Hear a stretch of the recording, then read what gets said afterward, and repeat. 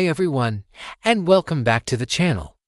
Today, we're diving deep into one of the most perplexing and heartbreaking mysteries of our time, the disappearance of Madeleine McCann. It's a case that has captivated the world for over 17 years, leaving a trail of unanswered questions, false leads, and an ongoing search for a little girl who vanished without a trace. Grab a warm drink, and let's explore the details of this haunting enigma. On May 3, 2007, 3-year-old Madeleine McCann was on holiday with her parents, Kate and Jerry McCann, and her younger twin siblings, Sean and Amelie, in Praia de Luz, Portugal. They were staying in an apartment at the Ocean Club Resort. That evening, Madeleine and her siblings were left asleep in their ground-floor apartment while her parents dined with friends at a nearby tapas restaurant, just a short walk away, within the resort complex. The group had established a routine of checking on their children every 30 minutes. At around 9 p.m., Jerry McCann checked on the children and found them sleeping peacefully. Less than an hour later, at approximately 10 p.m., Kate McCann went to check on them again. What she discovered would shatter their lives and ignite a global search. Madeleine was gone. The window was open, the shutter raised, and the bed where Madeleine had been sleeping was empty. Immediately, a frantic search began, first by the parents and their friends, then by resort staff, and finally by the Portuguese police. The initial hours and days following Madeleine's disappearance were critical, but also marked by confusion and a perceived lack of urgency from local authorities. Eyewitness accounts from the night were inconsistent and, in some cases, contradictory. One key sighting came from a McCann family friend, Jane Tanner, who reported seeing a man carrying a child in pajamas matching Madeleine's description near the apartment at around 9:15 p.m.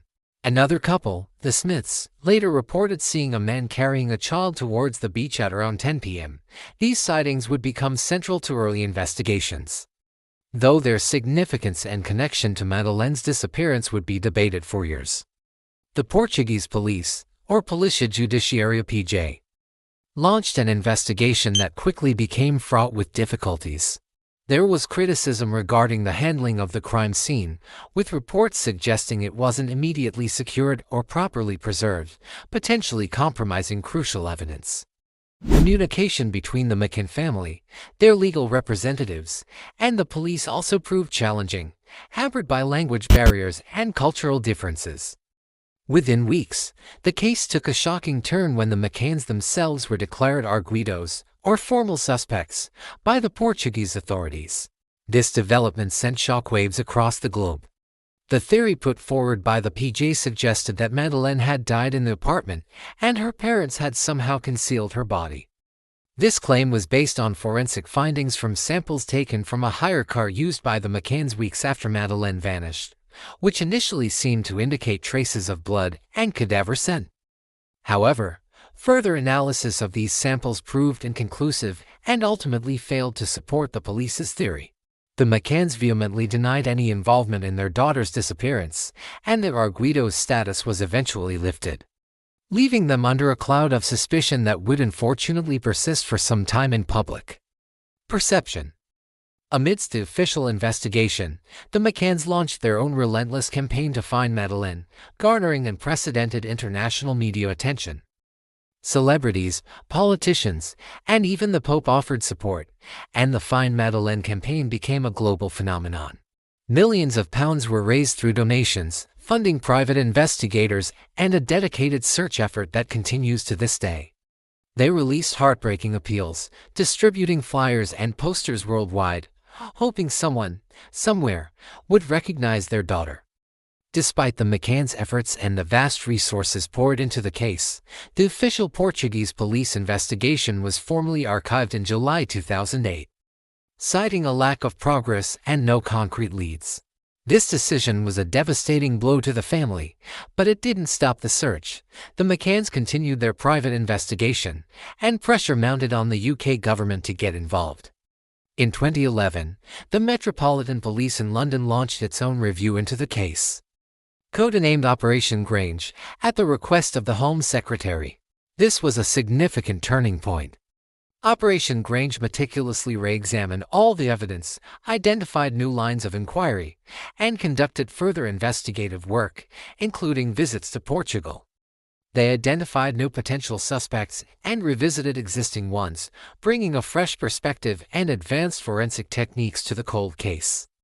One of the most significant developments came in 2013, when Operation Grange revealed that they were investigating 38 persons of interest and exploring new theories, including the possibility of a targeted abduction.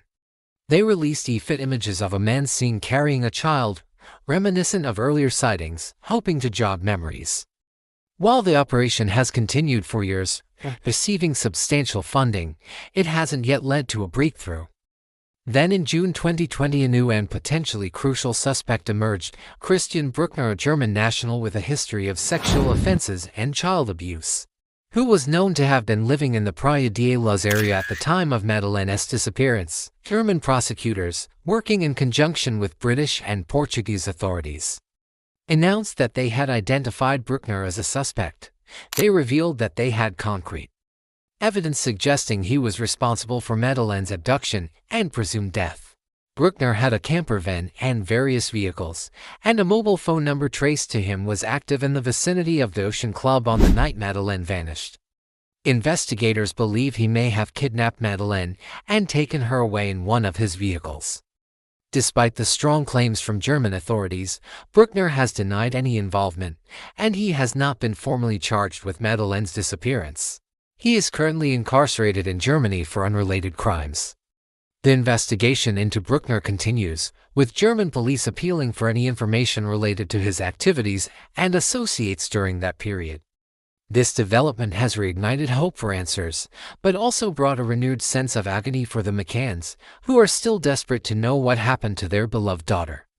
The Madeleine McCann case remains an open wound for her family and a source of fascination and frustration for the public.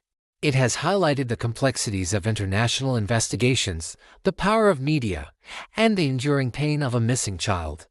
For Kate and Jerry McCann, every day is a struggle, but they continue to hold on to hope that one day they will find out what happened to Madeleine. They established the Missing People charity to support other families in similar situations, turning their personal tragedy into a source of help for others. What are your thoughts on this complex case? Do you believe Christian Bruckner is the key, or are there other possibilities? Let us know in the comments below. This story is a tragic reminder that it is crucial to always be vigilant and aware of our surroundings, especially when traveling with young children. Our thoughts remain with the McCann family, hoping they find the answers they so desperately seek. If you found this deep dive insightful, please hit that like button, subscribe to our channel for more content like this, and ring the notification bell so you don't miss our next video.